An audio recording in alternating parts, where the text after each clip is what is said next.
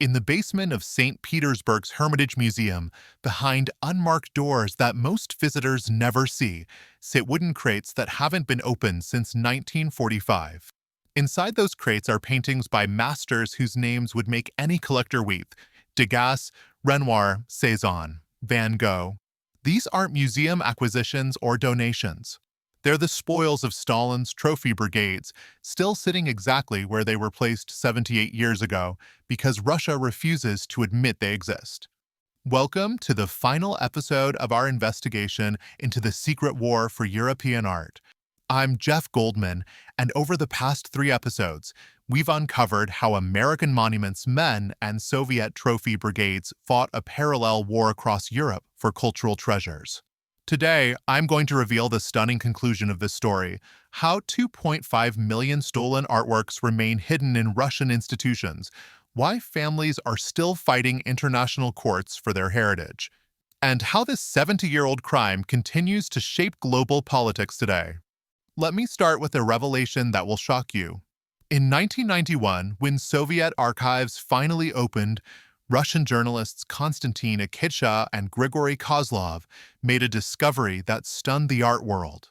They found detailed inventories of trophy brigade acquisitions that had been classified as state secrets for 46 years.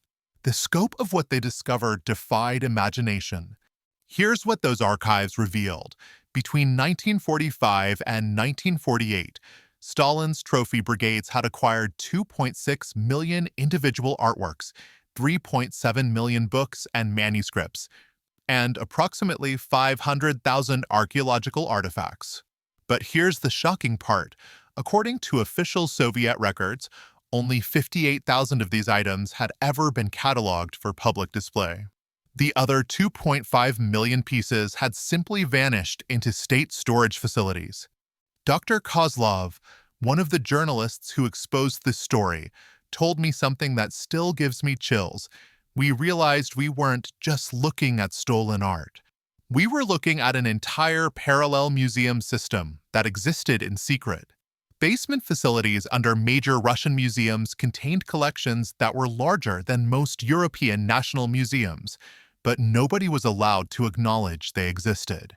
The systematic nature of this concealment is what makes the story so incredible. This wasn't disorganized hoarding, it was deliberate state policy. Stalin had created a legal framework that classified all trophy brigade acquisitions as legitimate war reparations, which meant that acknowledging their existence would require providing detailed inventories to international authorities. The solution was simple: deny everything. Official Soviet records from the 1950s claimed that trophy brigade operations had been limited in scope and that all significant acquisitions had been properly cataloged and displayed.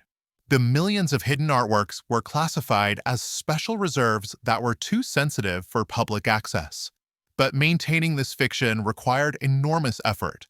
Russian museum officials had to create parallel inventory systems, public catalogs that showed official collections, and secret records that tracked the actual contents of their institutions.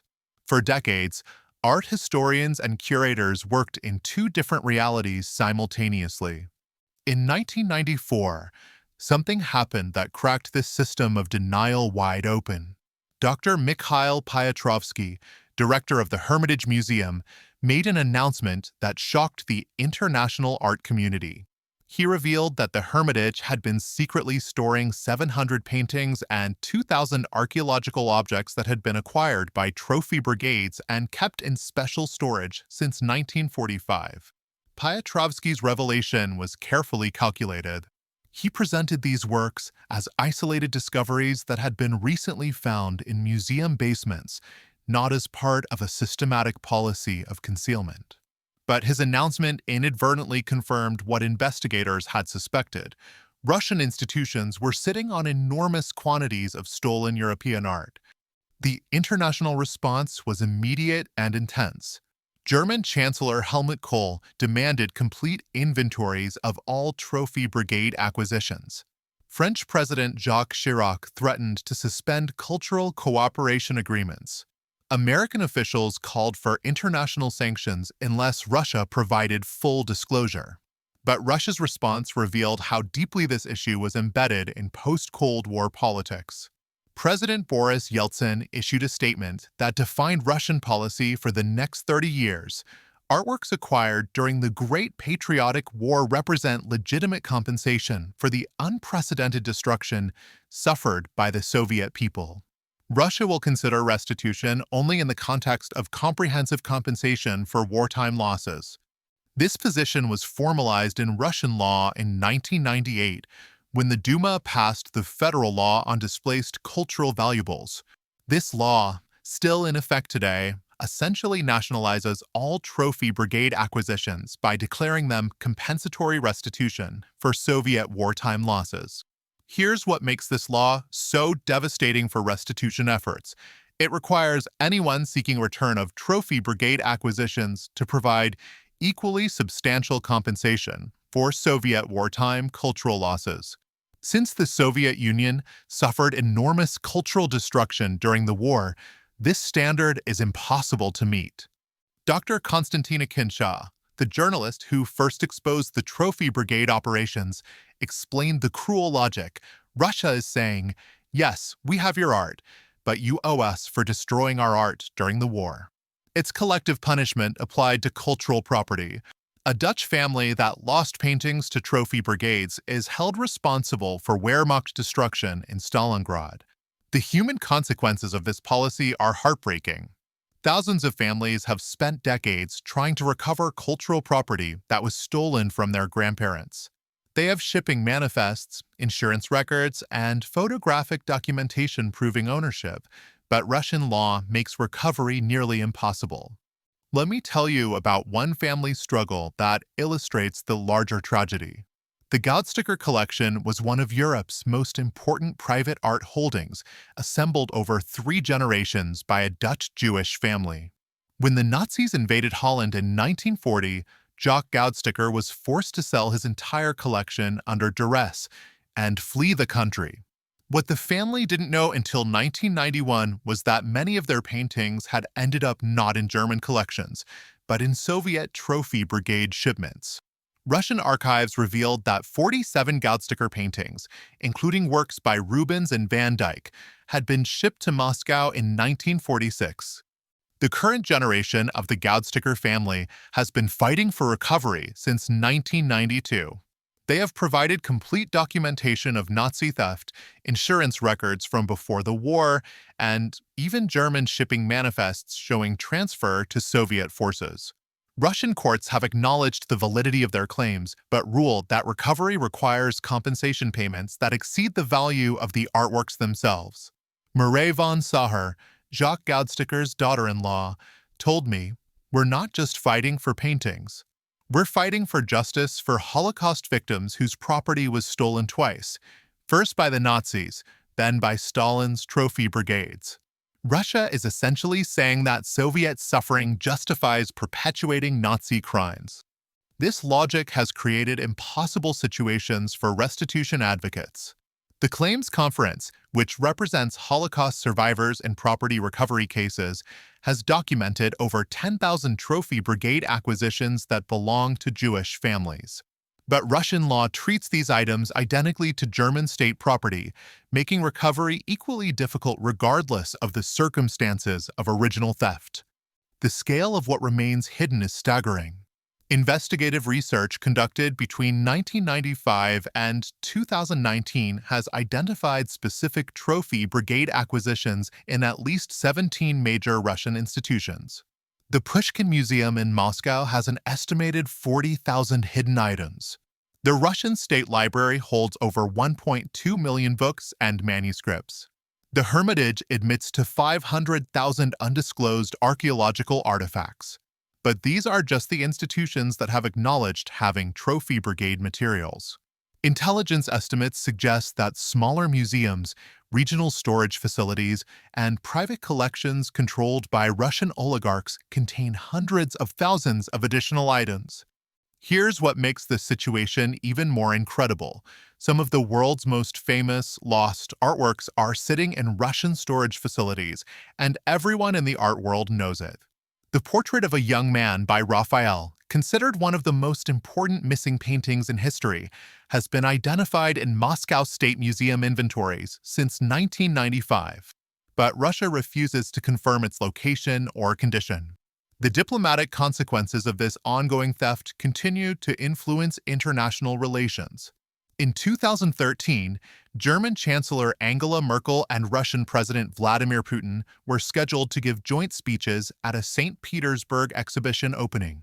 The event was cancelled when Russians discovered that Merkel planned to formally request the return of Trophy Brigade acquisitions.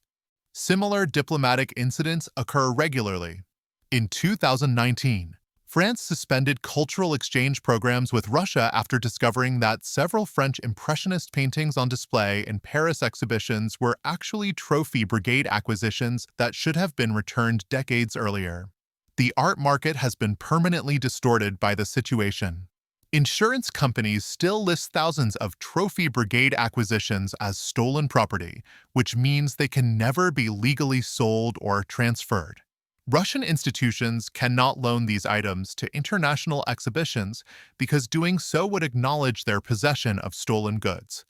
But here's the most incredible part of the story.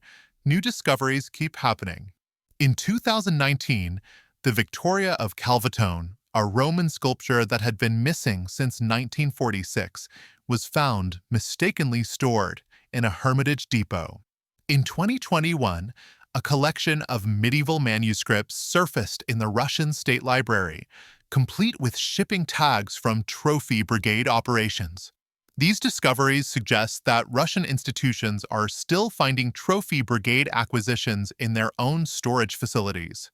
After 75 years, they don't even know the full extent of what they're hiding. The families fighting for recovery haven't given up.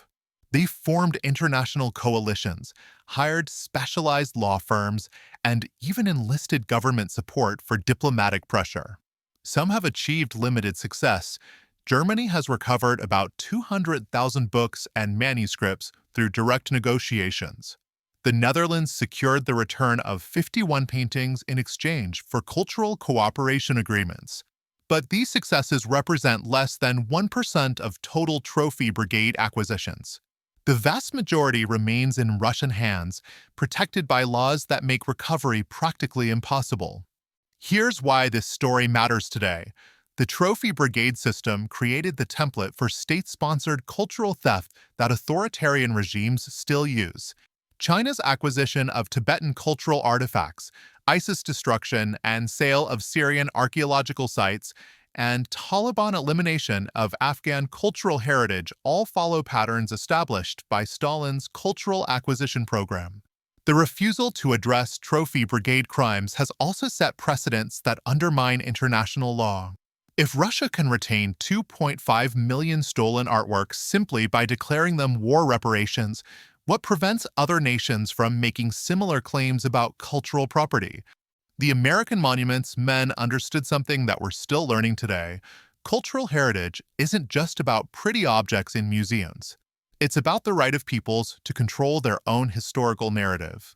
When you steal a nation's art, you steal their ability to define their own cultural identity. The secret war for European art that began in 1943 never really ended. It just moved from battlefields to courtrooms, from salt mines to storage facilities, from military operations to diplomatic negotiations. Today, 78 years later, millions of European cultural treasures remain prisoners of a conflict that most of the world has forgotten. The next time you visit a major museum anywhere in the world, remember this story. Behind the carefully curated exhibitions and elegant display cases lies a shadow world of hidden collections, stolen heritage, and families still fighting for justice decades after the crimes were committed. The monuments men saved European art from Nazi destruction, but they couldn't save it from Stalin's Trophy Brigades. That failure continues to haunt the art world today, creating legal battles that span generations and diplomatic tensions that influence international relations. The secret war for European art taught us that cultural preservation is ultimately about power, the power to control history, the power to define civilization, and the power to determine who gets to tell the story of human achievement. That war is still being fought today in courtrooms and storage facilities around the world by families who refuse to let their heritage disappear into the shadows of history.